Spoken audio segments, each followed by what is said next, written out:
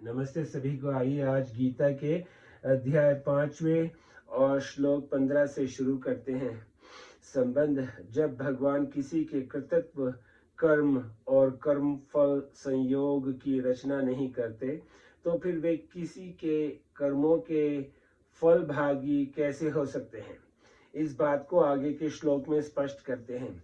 न दत्ते कस्यचित् पाप न चैव सकृत विभु अज्ञानेनावृत ज्ञानं तेन महन्ति जन्तव। मतलब, सर्वव्यापी परमात्मा न किसी के पाप कर्म को और न शुभ कर्म को ही ग्रहण करता है, किंतु अज्ञान से ज्ञान ढका हुआ है, उसी से सब जीव मोहित हो रहे हैं। व्याख्या: न दत्ते कस्यचित् पाप न चैव सुकृत विभु।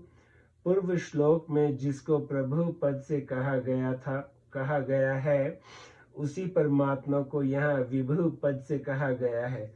कर्मफल का भागी होना दो प्रकार से होता है। जो कर्म करता है वह भी कर्मफल का भागी होता है, और जो दूसरे से कर्म करवाता है वह भी कर्मफल का भागी होता है। परंतु परमात्मा न तो किसी के कर्म को करने वाला है और न कर्म करवाने वाला ही है, अतः वह किसी के भी कर्म का फल भागी नहीं हो सकता। सूर्य संपूर्ण जगत को प्रकाश देता है, और उस प्रकाश के अंतर्गत मनुष्य पाप और पुण्य कर्म करते हैं।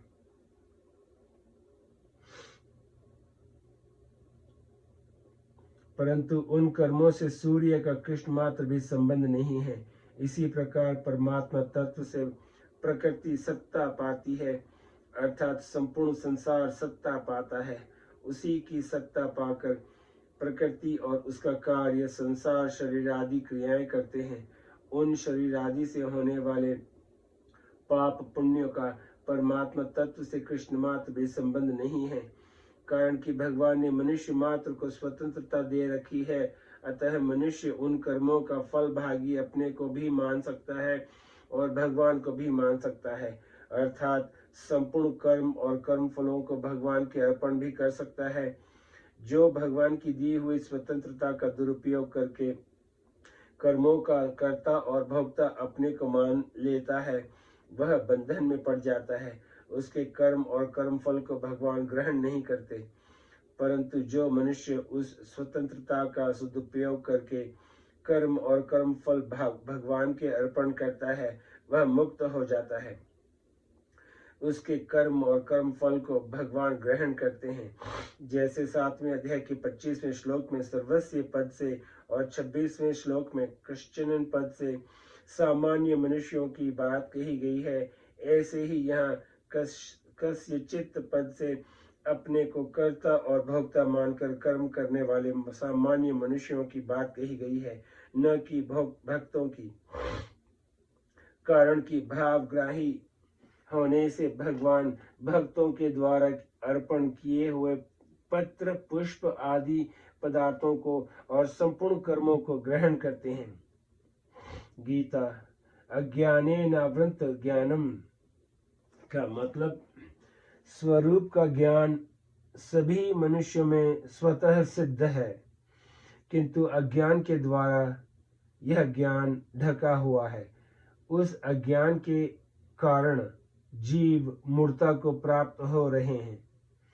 अपने को कर्मों का कर्ता मानना मूर्ता है। गीता: भगवान के द्वारा मनुष्य मात्र को विवेक दिया हुआ है, जिसके द्वारा इस मूर्ता का नाश किया जा सकता है।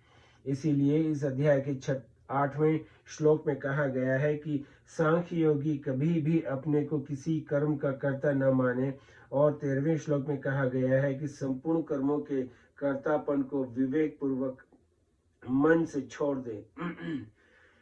शरीर आदि संपूर्ण पदार्थों में निरंतर परिवर्तन हो रहा है, स्वरूप में कोई भी परिवर्तन नहीं होता।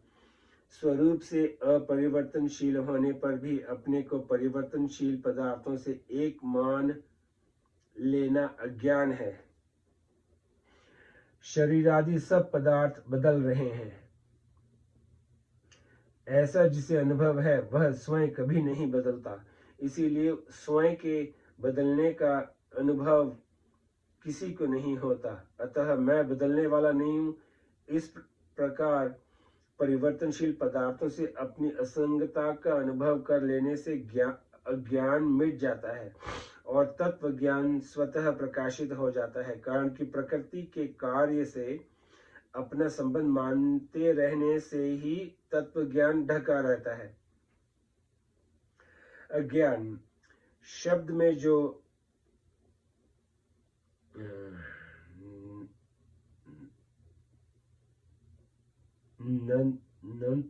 नंत समास है, वह ज्ञान के अभाव का वाचक नहीं है, प्रत्युत अल्प ज्ञान अर्थात अधूरे ज्ञान का वाचक है।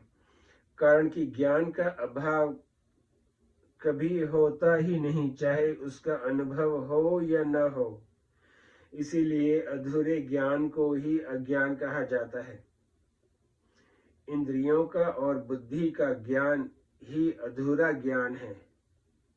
इस अधूरे ज्ञान को महत्व देने से, इसके प्रभाव से प्रभावित होने से वास्तविक ज्ञान की ओर दृष्टि जाती ही नहीं। यही अज्ञान के द्वारा ज्ञान का आवृत होना है। इंद्रियों का ज्ञान सीमित है। इंद्रियों के ज्ञान की अपेक्षा बुद्धि का ज्ञान असीम है, परंतु बुद्धि का ज्ञान मन और इंद्रियों के ज्ञान मतलब जानने और न जानने को ही प्रकाशित करता है।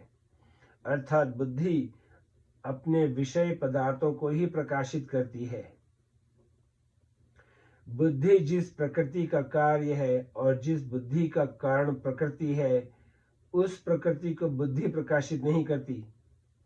बुद्धि जब प्रकृति को भी प्रकाशित नहीं कर सकती, तब प्रकृति से अतीत जो चेतन तत्व है उसे कैसे प्रकाशित कर सकती है। इसीलिए बुद्धि का ज्ञान अधूरा ज्ञान है। तेन महंती जंतव, भगवान ने जंतव पद देकर मानव मनुष्यों की ताड़ना की है कि जो मनुष्य अपने विवेक को महत्व नहीं देते, जो वास्तव में जंतु अर्थात पशु ही हैं, वे वास्तव में जंतु अर्थात पशु ही हैं।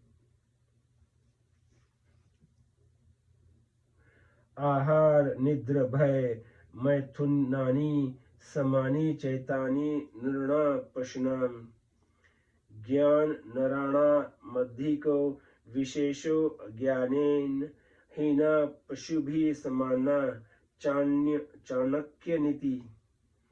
आहार निद्रा भय और मैथुन ये मनुष्यों और पशुओं में समान ही हैं।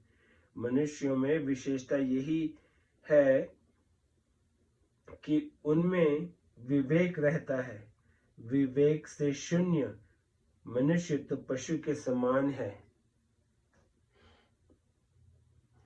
क्योंकि उनके और पशुओं के ज्ञान में कोई अंतर नहीं है। आकृति मात्र से कोई मनुष्य नहीं होता। मनुष्य वही है जो अपने विवेक को महत्व देता है। इंद्रियों के द्वारा भोग तो पशु भी भोगते हैं, पर उन भोगों को भोगना मनुष्य जीवन का लक्ष्य नहीं है। मनुष्य जीवन का लक्ष्य सुख दुख से रहित तत्व को प्राप्त करना है। जिनको अपने कर्तव्य और अकर्तव्य का ठीक ठीक ज्ञान है, वे मनुष्य साधक कहलाने योग्य हैं। अपने को कर्मों का कर्ता मान लेना तथा कर्म फल में हेतु बनकर सुखी दुखी होना ही अज्ञान से मोहित होना है। पाप पुण्य हमें करने पड़ते हैं, इनसे हम कैसे छूट सकते हैं। सुखी दुखी होना हमारे कर्मों का फल है, इनसे हम कैसे अतीत हो सकते हैं। इस प्रकार की धारणा बना लेना ही अज्ञान से मोहित होना है। जीव स्वरूप से अकर्ता तथा सुख दुख से रहित है। केवल अपनी मूर्खता के कारण वह कर्ता बन जाता है और कर्म फल के साथ संबंध जोड़कर सुखी दुखी होता है। इस मूर्ता मतलब अज्ञान को ही यहाँ तेन पद से कहा गया है। इस मूर्ता से अज्ञानी मनुष्य सुखी दुखी हो रहे हैं। इस बात को यहाँ तेन महंती जनता पदों से कहा गया है। संबंध पूर्व श्लोक में भगवान ने बताया कि अज्ञान के द्वारा ज्ञान ढका जाने के कारण सब जीव मोहित हो रहे हैं। अपने विवेक के द्वारा उस अज्ञान का नाश कर देने पर जिस ज्ञान का उदय होता है उसकी महिमा आगे के श्लोक में कहते हैं। तो अब है ये श्लोक 16वां। ज्ञानेन तु तद्ज्ञानं यंशा नाशितमात्मन तेषामादित्यवज्ञानं प्रकाशयति तत्परम्। जिन्होंने अपने जिस ज्ञान मतलब विवेक के द्वारा उस अज्ञान का नाश कर दिया है, उनका वह ज्ञान सूर्य की तरह परमात्मा तत्व परमात्मा को प्रकाशित कर देता है। व्याख्या। ज्ञानेन तु तद्ज्ञानं यंशा नाशित मात्मन मतलब पीछे के श्लोकों में कही बात से विलक्षण बात बताने के लिए यहाँ तु पद का प्रयोग किया गया है। पीछे के श्लोक में जिसको अज्ञानेन पद से कहा था उसी को यहाँ तत् अज्ञानम पद से कहा गया है। अपनी सत्ता को और शरीर को अलग अलग मानना ज्ञान है और एक मानना अज्ञान है। उत्पत्ति विनाशशील संसार के किसी अंश में तो हमने अपने को रख लिया अर्थात मैंपन मतलब अहंता कर लिया, और किसी अंश को अपने में रख लिया अर्थात मेरापन ममता कर लिया।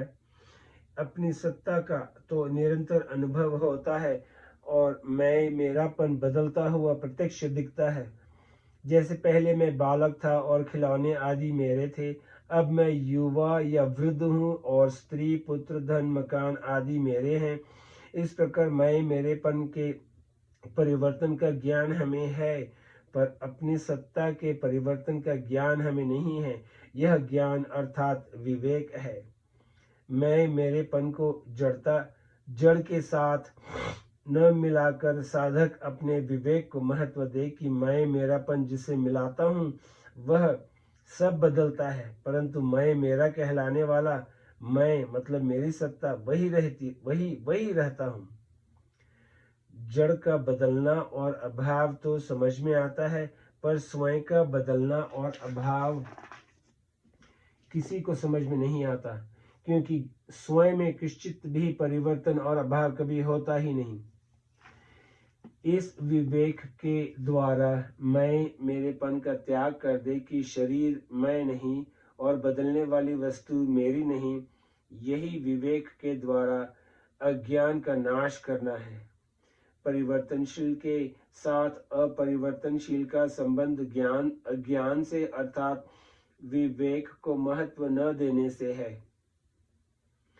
जिसने विवेक को जागृत करके परिवर्तनशील मैं मेरेपन के संबंध का विच्छेद कर दिया है, उसका वह विवेक सच्चिदानंदन परमात्मा को प्रकाशित कर देता है अर्थात अनुभव करा देता है। तेषामादित्य वज्ञानं प्रकाशयति तत्परम। विवेक के सर्वथा जागृत होने पर परिवर्तनशील की निवृत्ति हो जाती है।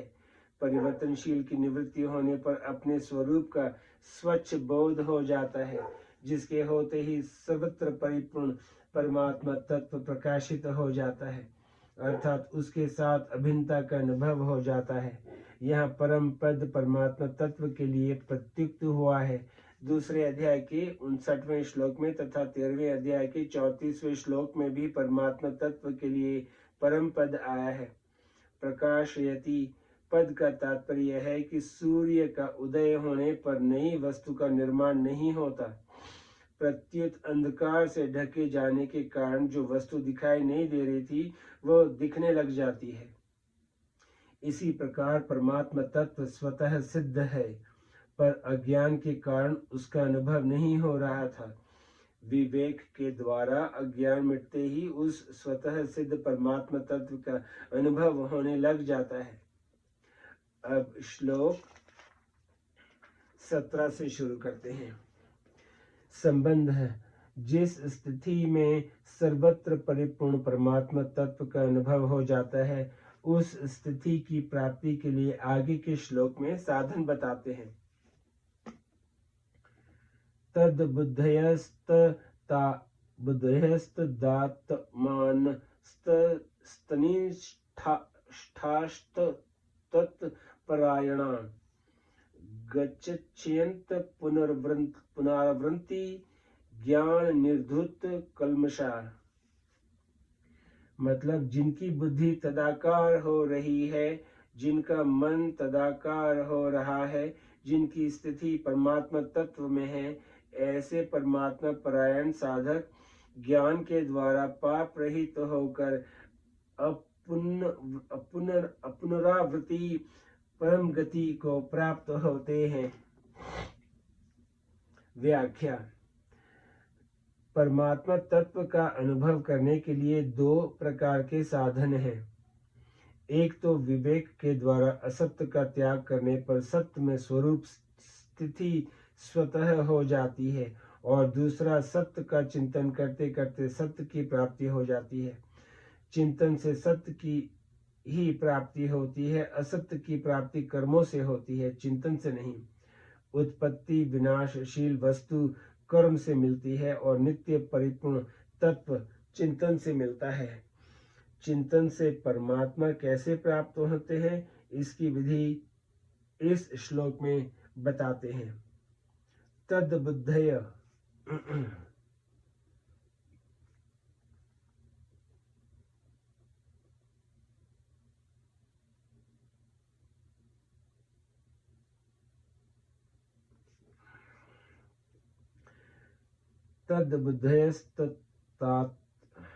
तद्बुद्धयस्तदात्मानस्थनिष्ठास्तत्परायण।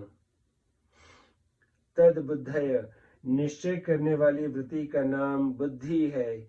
साधक पहले बुद्धि से यह निश्चय करे कि सर्वत्र एक परमात्मा तत्व ही परिपूर्ण है। संसार के उत्पन्न होने से पहले भी परमात्मा थे और संसार के नष्ट होने के बाद भी परमात्मा रहेंगे। बीच में भी संसार का जो प्रवाह चल रहा है, उसमें भी परमात्मा वैसे के वैसे ही हैं। इस प्रकार परमात्मा की सत्ता मतलब होनेपन में अटल निश्चय होना ही तद्बुद्धय पद का तात्पर्य है। तदात्मान, यह आत्मा शब्द मन का वाचक है। जब बुद्धि में एक परमात्मा तत्व का निश्चय हो जाता है, तब मन से स्वतः स्वाभाविक परमात्मा का ही चिंतन होने लगता है। सब क्रियाएं करते समय यह चिंतन अखंड रहता है कि सत्ता रूप से सब जगह एक परमात्मा तत्व ही परिपूर्ण है। चिंतन में संसार की सत्ता आती ही नहीं। तनिष्ठा, जब साधक के मन और बुद्धि परमात्मा में लग जाते हैं, तब वह हर समय परमात्मा में अपनी मतलब स्वयं की स्वतः स्वाभाविक स्थिति का अनुभव करता है। जब तक मन बुद्धि परमात्मा में नहीं लगते, अर्थात मन से परमात्मा का चिंतन और बुद्धि से परमात्मा का निश्चय नहीं होता, तब तक परमात्मा में अपनी स्वाभाविक स्थिति होते हुए भी उसका अनुभव नहीं होता। तत्परायणा, परमात्मा से अलग अपनी सत्ता न रहना ही परमात्मा के परायण होना है। परमात्मा में अपनी स्थिति का अनुभव करने से अपनी सत्ता परमात्मा की सत्ता में लीन हो जाती है और स्वयं परमात्मा स्वरूप हो जाता है। जब तक साधक और साधन की एकता नहीं होती, तब तक साधन छूटता रहता है, अखंड नहीं रहता। जब साधक पर अर्थात अहभाव मिट जाता है, तब साधन साध्य रूप हो ही जाता है, क्योंकि वास्तव में साधन और साध्य दोनों में नित्य एकता है। ज्ञान निधूत कल्मषा, मतलब ज्ञान अर्थात सत्य असत्य के विवेक की वास्तविक जागृति होने पर असत्य की सर्वथा निवृत्ति हो जाती है। असत्य के संबंध से ही पाप पुण्य रूप कल्मष होता है, जिससे मनुष्य बंधता है। असत्य से सर्वथा संबंध विच्छेद होने पर पाप पुण्य मिट जाते हैं। गच्छन्त्य पुनरावृत्तिम मतलब असत्य का संगन ही पुनरावृत्ति मतलब पुनर्जन्म का कारण है। कारणन गुणों संगोस्य सदस्य घो निजन्मसु गीता।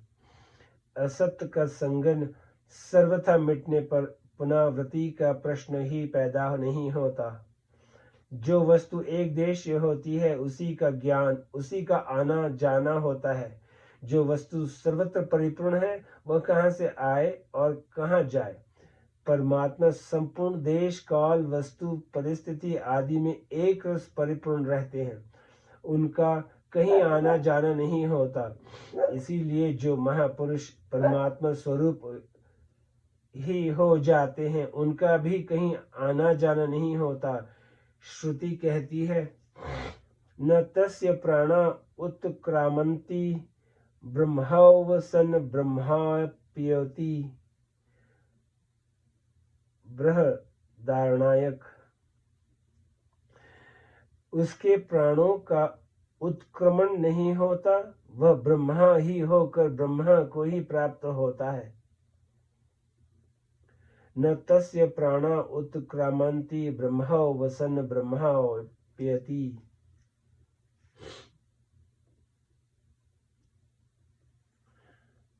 न तस्य प्राणा उत्क्रामन्ति न तस्य प्राणा उत्क्रामन्ति ब्रह्मा वसन ब्रह्माप्यति। उसके कहलाने वाले शरीर को लेकर ही यह कहा जाता है कि उसका पुनर्जन्म नहीं होता। वास्तव में यहाँ गच्छन्ति पद का तात्पर्य है वास्तविक बोध होना, जिसके होते ही नित्य प्राप्त परमात्मा तत्व का अनुभव हो जाता है। आइए आज यहीं पे समाप्त करते हैं, फिर कल शुरू करेंगे अगले श्लोक से। नमस्ते।